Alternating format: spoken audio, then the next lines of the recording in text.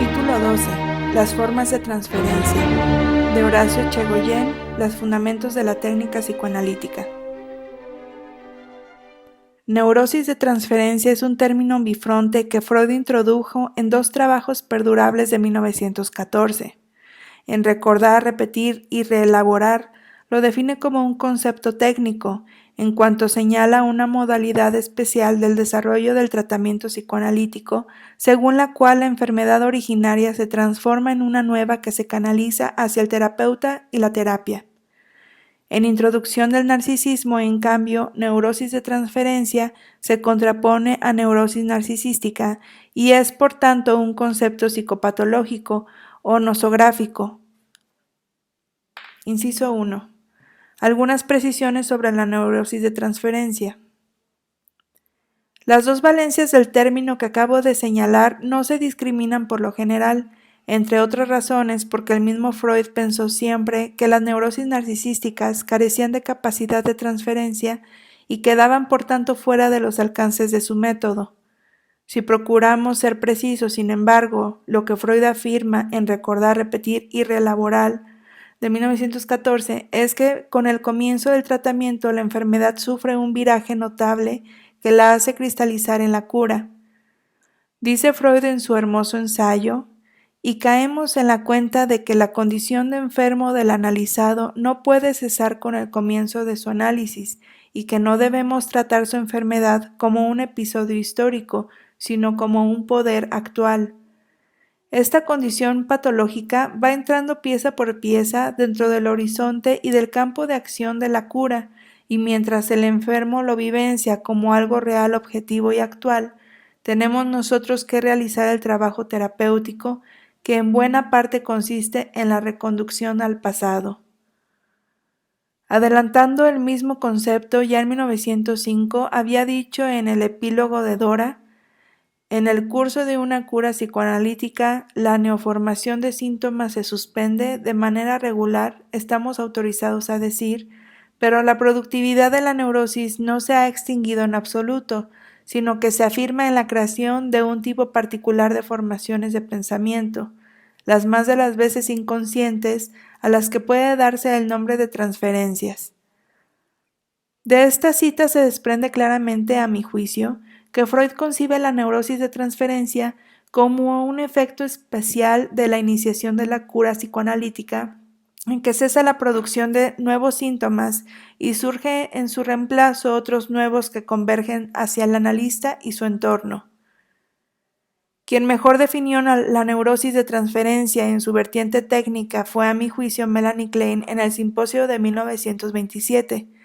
Señala allí con vehemencia que si se sigue el método freudiano de respetar el setting analítico y se responde al material del niño con interpretaciones, prescindiendo de toda medida pedagógica, la situación analítica se establece igual o mejor que en el adulto y la neurosis de transferencia, que constituye el ámbito natural de nuestro trabajo, se desarrolla plenamente. Por supuesto, en aquel momento Klein hablaba de neurosis de transferencia porque todavía no sabía que en los años siguientes, y en buena parte gracias a su propio esfuerzo, el fenómeno psicótico en particular y el narcisismo en general iban a incorporarse al campo operativo del método psicoanalítico. Vale la pena transcribir aquí las afirmaciones rotundas de Melanie Klein. En mi experiencia, aparece en los niños una plena neurosis de transferencia de manera análoga a cómo surgen los adultos.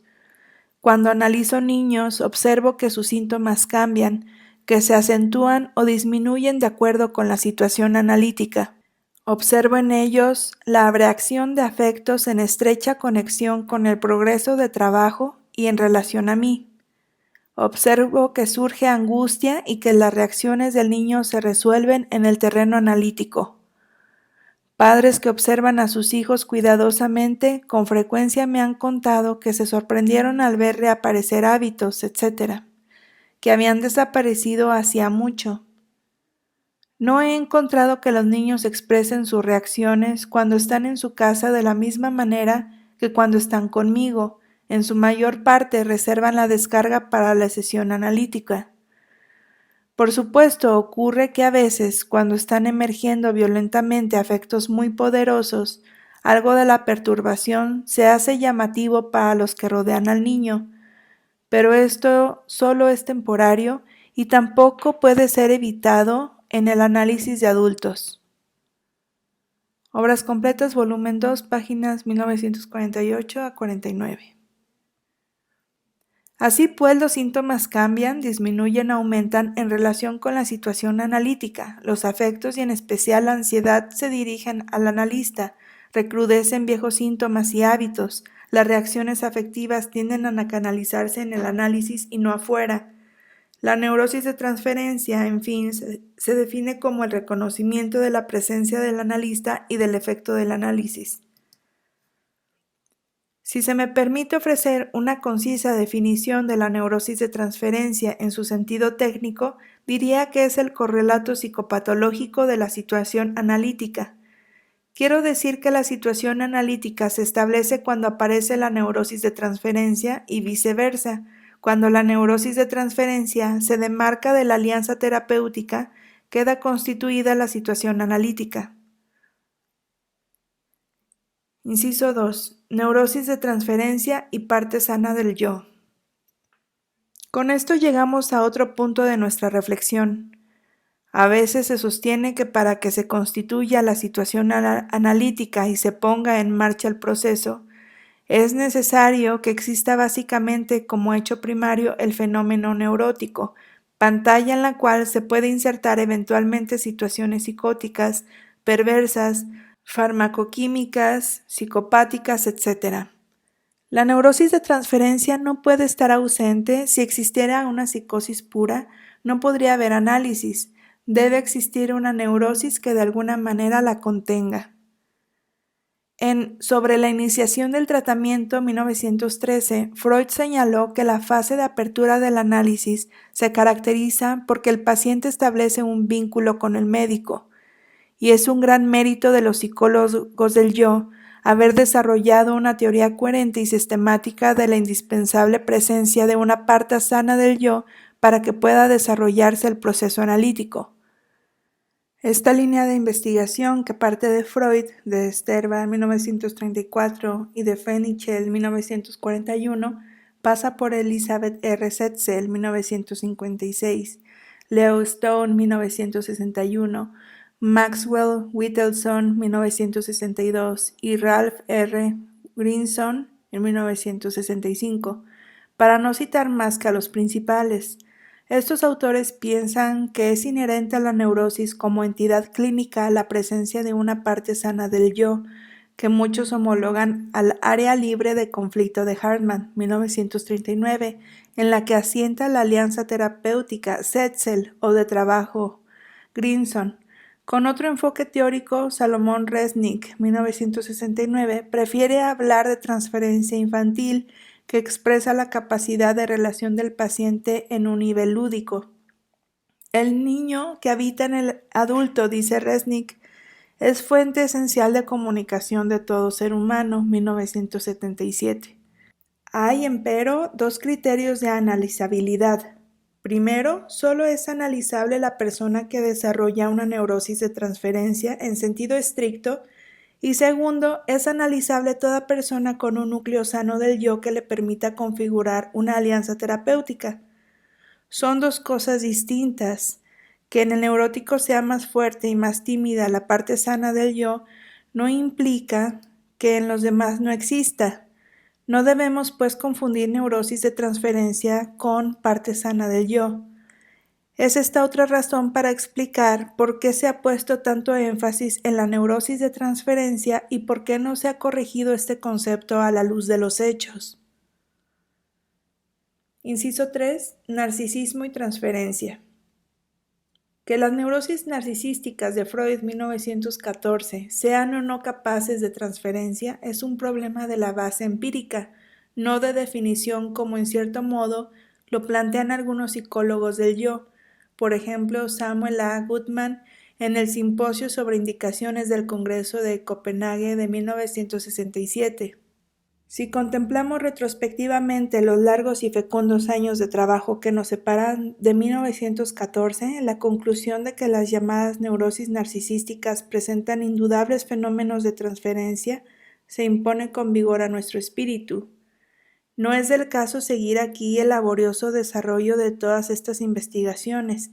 Baste decir, afluyendo desde distintos campos, confluyen primero en afirmar la existencia de fenómenos de transferencia en la psicosis, para visualizar más tarde la forma peculiar de la neurosis de transferencia en los perversos, los psicópatas y los adictos, etc. En todos estos casos, lo que muestra invariablemente la clínica psicoanalítica es una verdad de perogrullo, que la neurosis de transferencia de un psicópata es psicopática, de un perverso perversa y así sucesivamente. Por esto el título de este capítulo alude a las formas de transferencia.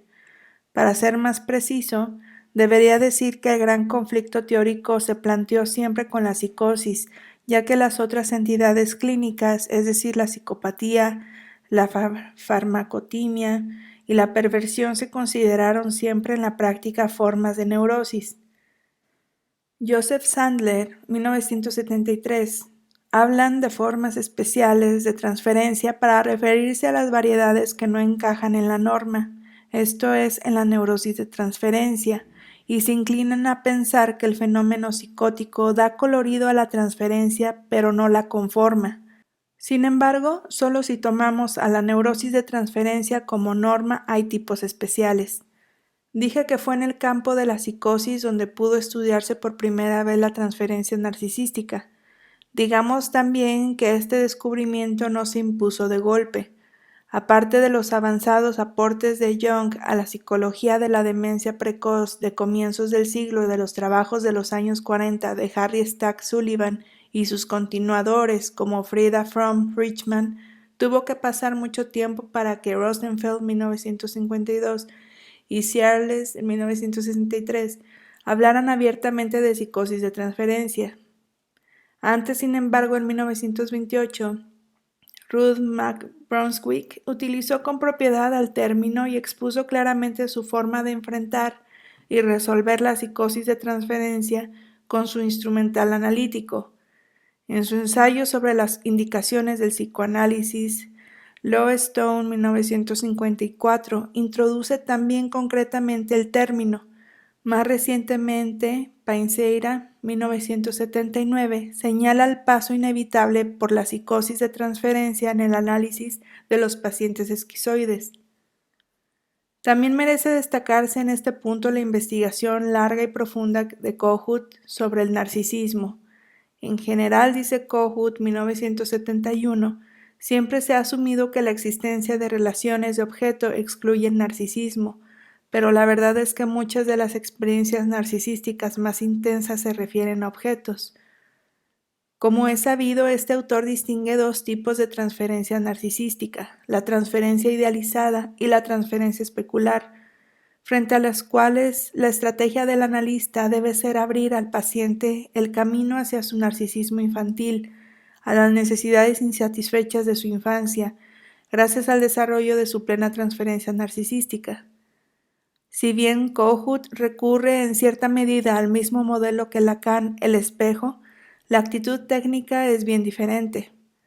Allí donde Lacan interviene como el otro que rompe la fascinación especular del tú y yo, Kohut abre el camino para que el paciente regrese y repare los daños que su self sufrió en el proceso de desarrollo.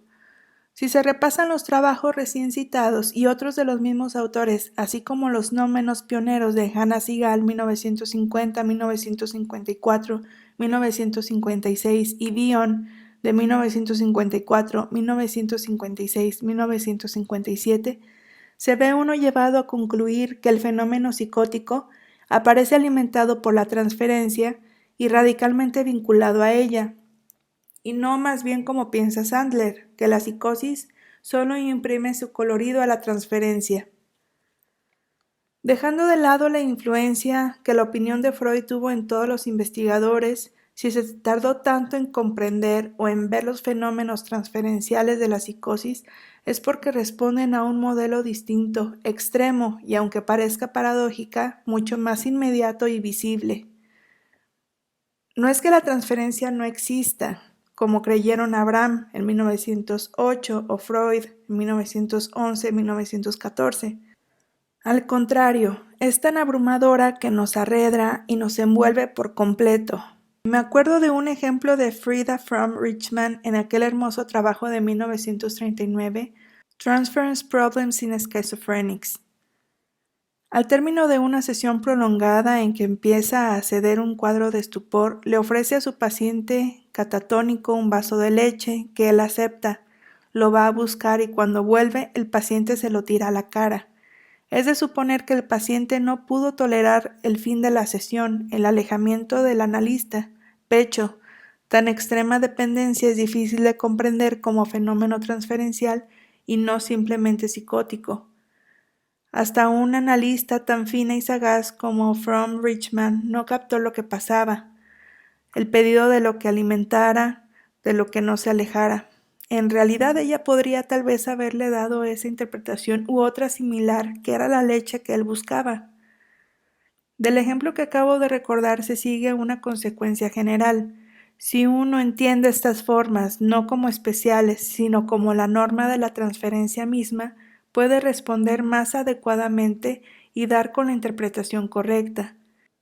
En el caso From Richman, el impacto de la angustia de separación sobre la contratransferencia impulsó a una analista muy experimentada a un tipo de realización simbólica, el vaso de leche, que el analizado, más riguroso que cualquier profesor de técnica psicoanalítica, rechazó airadamente.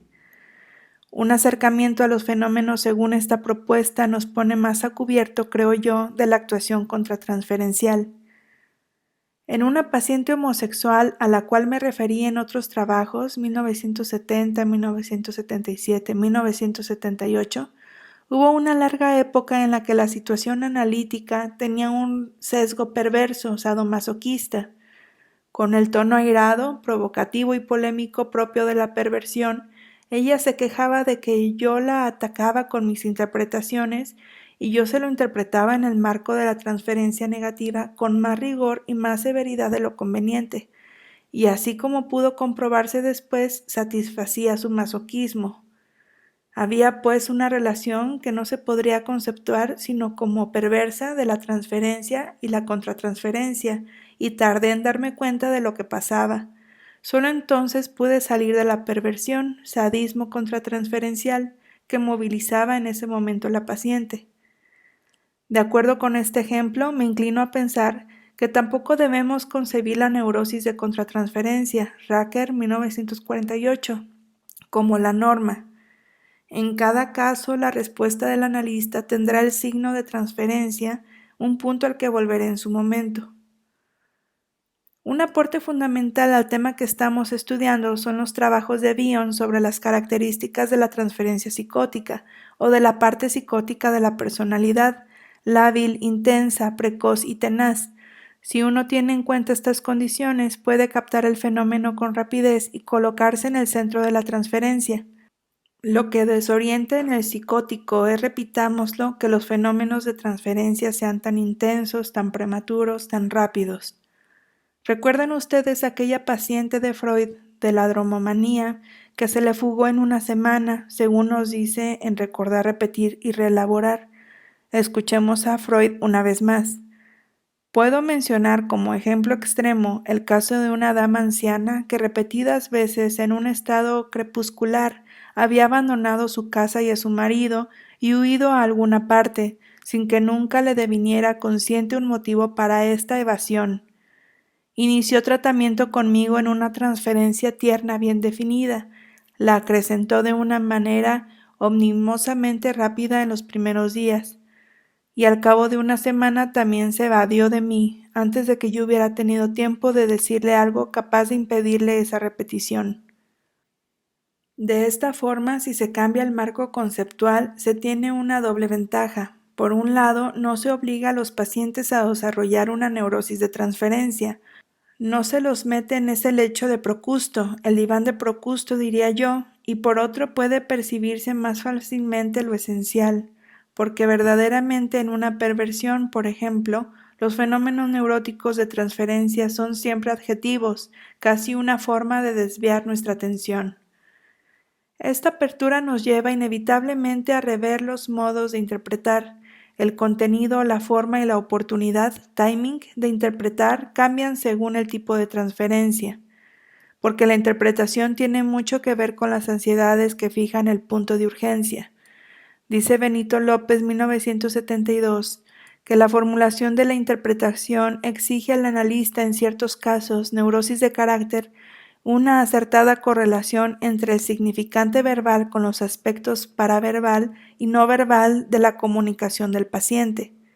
Y agrega que las maneras de interpretar varían desde los cuadros neuróticos, donde hay un mínimo de participación contratransferencial, hasta la psicosis, pasando por los trastornos del carácter. Mientras que la organización neurótica permite mantener las interpretaciones a nivel de nuestro modelo habitual de comunicación, las estructuras perversa, psicopática y de adicción, y más aún la psicótica, hace necesario un modelo distinto, una manera de decir que nos separa cada vez más de lo habitual. Tocamos aquí el atrayente campo de los estilos interpretativos abierto por la investigación de David Lieberman, 1970-72-1976. Inciso 4. Sobre la neurosis de contratransferencia. Espero que el desarrollo de este capítulo haya dejado en claro que se propone una redefinición de la neurosis de transferencia para hacer este concepto más preciso y más acorde con los hechos clínicos. Si esto es así, se comprende sin más que el fecundo concepto de neurosis de contratransferencia de Racker 1948-1953 debe redefinirse paralelamente. Se puede considerar que el correlato de la transferencia del paciente es siempre una neurosis de contratransferencia, o bien que la contratransferencia asume un carácter psicótico, adictivo, perverso o psicopático complementario al de la transferencia. Por razones teóricas y especialmente por lo que me enseña la experiencia clínica, apoyo la segunda alternativa y supongo que Racker también lo haría. Pienso, pues, que es natural que la respuesta del analista tenga el mismo signo que la transferencia del analizado. En el ejemplo de páginas anteriores se configuró una perversión de contratransferencia que se prolongó un tiempo y solo pudo ser resuelta cuando acepté interiormente su realidad psicológica y pude consecutivamente interpretar.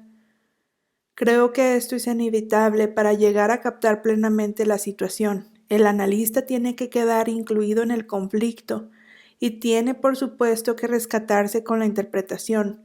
Lo que a mí me llevó un tiempo, por cierto, muy largo, podría haberlo hecho en un minuto si la primera vez que se dio ese juego de airada provocación y polémica latente hubiera advertido mi desagrado y un impulso hostil.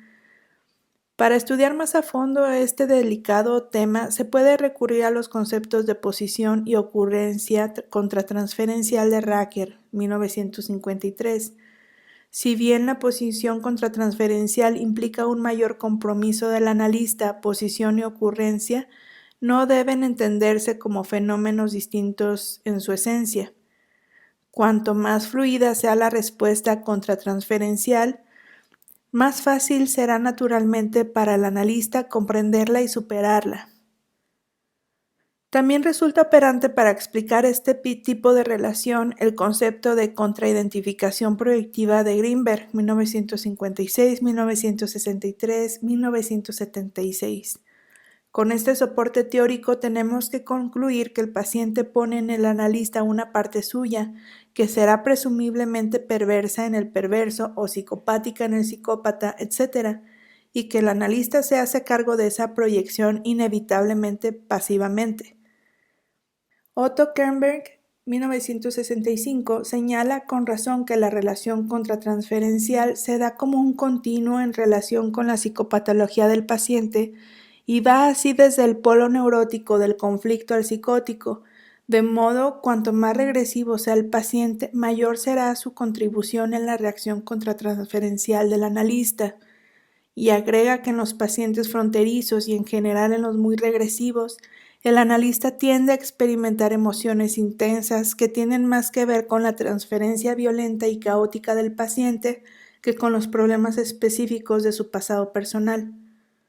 El fetichista de Betty Joseph, 1971, también provocaba fenómenos contratransferenciales en su eximia analista. La perversión de transferencia consistía básicamente en colocar en los otros la excitación y él quedar como un fetiche inerte. Dice Joseph en su trabajo que tenía que prestar mucha atención al tono de su voz y a su compostura como analista porque era muy fuerte la presión que ejercía el paciente para que ella se excitara interpretando. Nuevamente está aquí claro el momento de perversión contratransferencial y la forma en que, como su maestría habitual, Betty Joseph lo resuelve. La forma en que ella lo conceptúa, sin embargo, podría ser más precisa si tuviera presente el concepto de perversión de contratransferencia. El cuidado de Miss Joseph por no mostrarse excitada en realidad ya anuncia en la contratransferencia la interpretación que ella misma hará poco después, que él pone la excitación en ella y que la siente excitada. Dicha interpretación surge evidentemente de un momento de excitación perversa que el analista siente y transforma en una interpretación. Creo que siempre es lógico y prudente cuidarse de no incurrir en error, pero deseo destacar en este punto que ese cuidado ya advierte al analista sobre el conflicto que debe interpretar. Si el analista cede simplemente a ese cuidado, incurre sin quererlo en la perversión vía desmentida. Siente y reniega o desmiente a la vez la excitación, mecanismo típicamente perverso.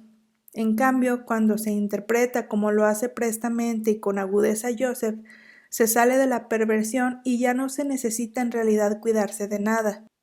En un trabajo reciente presentado en las terceras jornadas trasandinas de psicoanálisis, octubre de 1982, Rapella sostiene, al contrario, que el fenómeno contratransferencial no depende tanto de la forma de la transferencia, sino de la disposición del analista.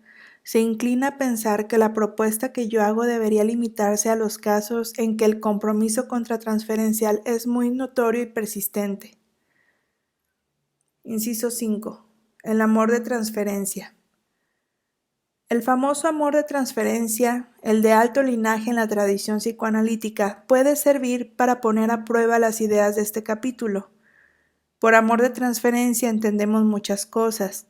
En todo análisis, por de pronto, tiene que existir momentos de amor, de enamoramiento, por cuanto la cura reproduce las relaciones de objeto de la tríada edípica y es por tanto inevitable y saludable que así ocurra. Guiard lo ha mostrado claramente en una serie de importantes trabajos, 1974-1976 y más recientemente también Juan Carlos Suárez, 1977. Este autor piensa que, en el caso que presenta, la fuerte y persistente contratransferencia erótica que sobrevino hacia el final del tratamiento fue un factor no solo útil, sino también necesario en el proceso que culminó en la feminidad de su paciente. Sin embargo, el amor de transferencia que más preocupa a Freud en su ensayo de 1915, por su tenacidad irreductible, por la forma súbita en que aparece, por su intención destructiva, por la intolerancia a la frustración que lo acompaña, parece más ligado a un tipo psicótico que neurótico de transferencia. Los rasgos clínicos que Freud señaló en 1915 casi se superponen a los que Bion habrá de describir mucho después. Así, por ejemplo, en Development of Schizophrenic Thought, dice Bion en 1956 que la relación de objeto de la personalidad psicótica es precipitada y prematura y la labilidad de la transferencia muestra un marcado contraste con la tenacidad con que se la mantiene. La relación con el analista es prematura, precipitada e intensamente dependiente. Second Thoughts, 1967. Debemos pensar, pues, que hay varias formas de amor de transferencia y polarmente dos, neurótico y psicótico. Para discriminarlo se habla a veces de transferencia erótica y transferencia erotizada. Esta diferenciación se debe a Lionel Blitzen, que nunca la publicó, pero sus ideas fueron recogidas por otros analistas de Chicago como Kittelson y Rappaport.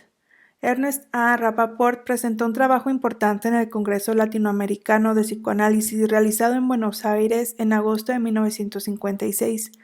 Su comunicación desarrolla las ideas de Blitzstein acerca de las causas y las consecuencias de la transferencia erotizada y sobre cómo detectarla a partir del primer sueño del análisis.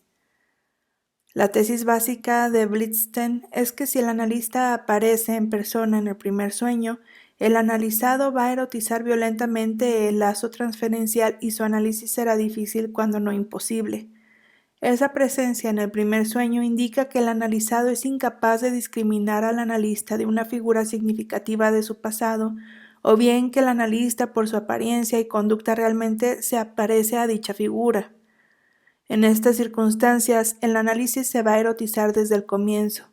Entiende por erotizar una sobrecarga de los componentes eróticos de la transferencia, que para nada significa gran capacidad de amor, sino al contrario, una deficiencia libidinal que se acompaña de una gran necesidad de ser amado.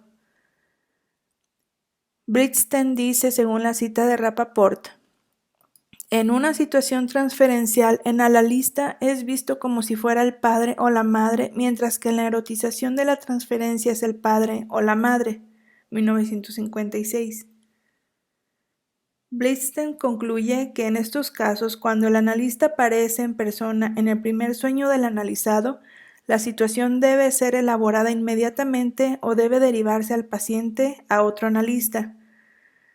Si bien no apoyaría a Blitzstein totalmente en estos recaudos técnicos, las ideas de este capítulo coinciden en principio con las de él, en cuanto separa la transferencia erótica como fenómeno neurótico del fenómeno psicótico de la transferencia erotizada. Es un hecho clínico siempre comprobable que en un análisis que evoluciona normalmente, y aquí tomo por norma la neurosis, la transferencia erótica se va armando y desarmando en forma gradual y tiende a alcanzar su clímax, como dice Guillard 1976, en la etapa final. En los cuadros que estudiara Blitzstein, en cambio, el amor de transferencia, o como él decía, la transferencia erotizada, aparece de entrada. En un trabajo ya clásico sobre la posición emocional del analista, Maxwell Gitelson, 1952, también había seguido las ideas de Blitzstein, aunque su ensayo plantea problemas más amplios que hacen a la teoría de la transferencia y contratransferencia en general. Gitelson afirma que cuando en el primer sueño del analizado aparece el analista en persona hay que suponer una grave perturbación, y siguiendo a Blitzstein, sostiene que dicha perturbación puede provenir del paciente por su escasa capacidad de simbolización o del analista, que habría cometido un error técnico de magnitud, o bien que podría exhibir por alguna cualidad especial un real parecido con el padre o la madre del paciente. De las tres alternativas que plantea Blitzstein, la primera, la grave perturbación del paciente, cuestiona la indicación en términos de analisibilidad. La segunda, la falla del analista, a este lo cuestiona.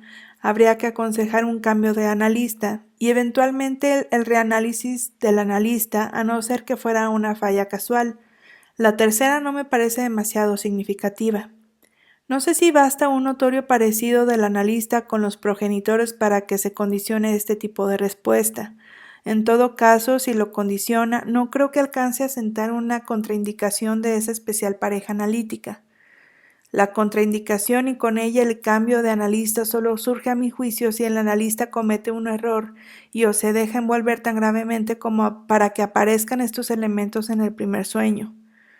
Vuelve aquí un tema muy interesante, la pareja analítica, que no es el caso discutir ahora. Si tomamos un ejemplo clínico de Rappaport, veremos que lo que descalifica al analista no es que se parezca a la madre de su paciente, sino que sea como ella, desordenado, desorganizado y sin ningún insight sobre cómo pueden estas condiciones perturbar a los demás. Me refiero al candidato que presenta un caso a un Ateneo donde aparece él en el primer sueño del paciente. Cuando contó el sueño con sus apuntes desparramados por la mesa y algunos en el suelo, era obvio para todos menos para él que su paciente lo identificaba con su desordenada madre.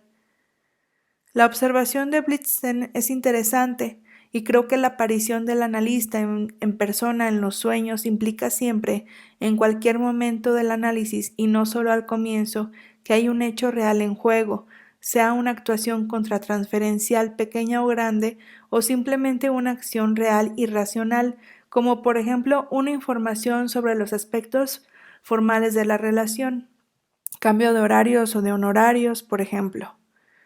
En todos estos casos es probable que el analista aparezca como tal. Estos sueños implican que el paciente tiene un problema con el analista real y no como la figura simbólica de la transferencia. Este tipo de sueño, pues, debe advertirnos siempre de alguna participación nuestra real que el paciente nos alude personalmente. En un trabajo clínico muy documentado, Bleichmar, 1981, pudo seguir la evolución del amor de transferencia en una mujer adulta joven y ver cómo fue evolucionando desde los niveles pregenitales, donde lo decisivo era la relación con objetos parciales y con la figura combinada, hasta las fantasías edípicas genitales, donde los padres aparecen ya discriminados y la analizada se muestra dispuesta a enfrentar sus conflictos preservando el tratamiento.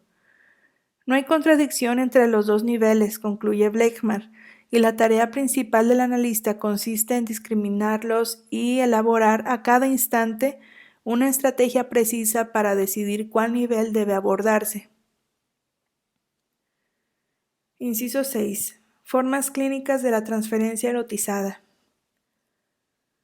Dentro del amor de transferencia psicótico, para seguir a Blitzen, dentro de la transferencia erotizada, es evidente que podemos destacar varias formas. La más típica es la que expuse antes, la que la mano maestra de Freud describió como tenaz, inusitada, irreductible, sintónica con el yo y que no acepta subrogado alguno, características en las que llegó a ver Bion años después la marca del fenómeno psicótico.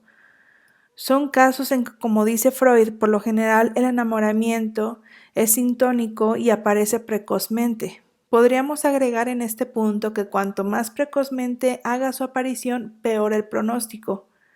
Otros casos entran en lo que Racker, 1952, llamó con acierto ninfomanía de transferencia. Hay mujeres que quieren seducir sexualmente al analista como a cualquier hombre que conocen. Estos casos son formas larvadas o visibles de ninfomanía y hay que entenderlos como tales.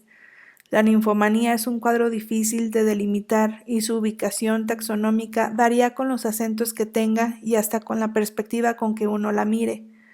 A veces la ninfomanía está alimentada con un delirio erótico, erotomanía, una forma de la paranoia de Kraepelin, al mismo título que el delirio persecutorio o el delirio celotípico.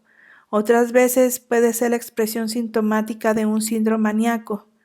Otras, por fin, cuando la perturbación es más visible a nivel de la conducta sexual que en la esfera de pensamiento, la ninfomanía se presenta como una perversión con respecto al objeto sexual, si queremos remitirnos a la clasificación del primer ensayo de 1905. Hay también una ninfomanía que tiene todas las características de la psicopatía, en cuanto a la estrategia fundamental de la paciente es la inoculación en el analista para llevarlo a actuar. Puede haber, pues, formas psicóticas, delirantes y maníacas, formas perversas y formas psicopáticas del vínculo transferencial dentro del llamado amor de transferencia. Tuve ocasión de ver en mi práctica hace años un cuadro muy singular que ahora me animaría a clasificar retrospectivamente como un amor de transferencia con todos los caracteres estructurales de la toxicomanía de la adicción. Era una paciente ya entrada en años, distinguida, espiritual y culta, que nunca había sabido quién fue su padre. Consultó por un cuadro de distimia crónica, intensa y rebelde a los psicofármacos. A poco de iniciar el análisis desarrolló un intensísimo amor de transferencia, según el cual me necesitaba como un bálsamo o un calmante del que no podía estar separada más de un cierto tiempo. El vínculo fuertemente erotizado, idealizado con el pene del padre como fuente de todo bienestar y sosiego, al par que de todo sufrimiento, asumía a través de la persistente fantasía del fellatio todos los caracteres del ligamen del adicto con su droga. A pesar de mis esfuerzos y de la buena disposición consciente de la enferma, el tratamiento terminó en fracaso. Otras veces, cuando la situación no es tan manifiesta, este tipo adictivo de amor de transferencia lleva al impasse y al análisis interminable, recubierto a veces de un deseo manifiesto de analizarse todo el tiempo que sea necesario. En un trabajo interesante, Elsa H. Garzoli, 1981, advierte sobre el peligro de adicción del analista frente a los sueños que le suministra el paciente.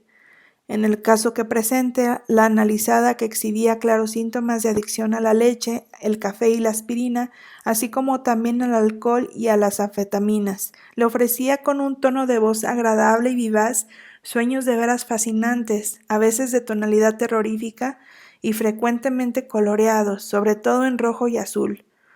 La analista empezó a notar que con estos sueños la analizada había establecido un ritmo estereotipado en las sesiones, al que ella misma no era ajena en cuanto se dejaba llevar más por lo atractivo de los sueños que por el proceso, que por lo demás se había detenido.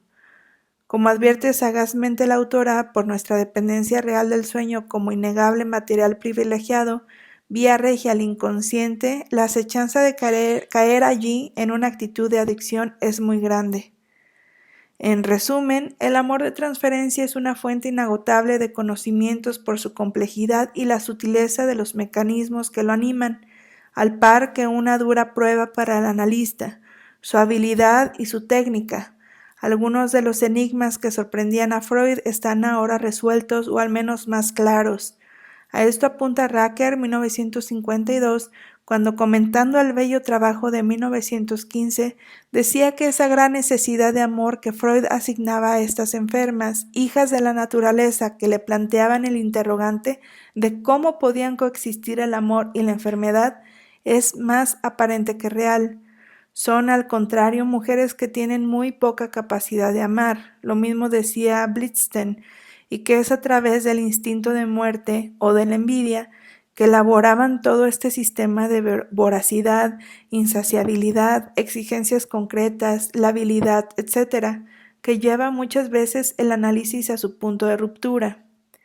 Vemos así cómo dentro de la nomenclatura general de amor de transferencia o de erotización del vínculo transferencial se agrupan cuadros muy disímiles.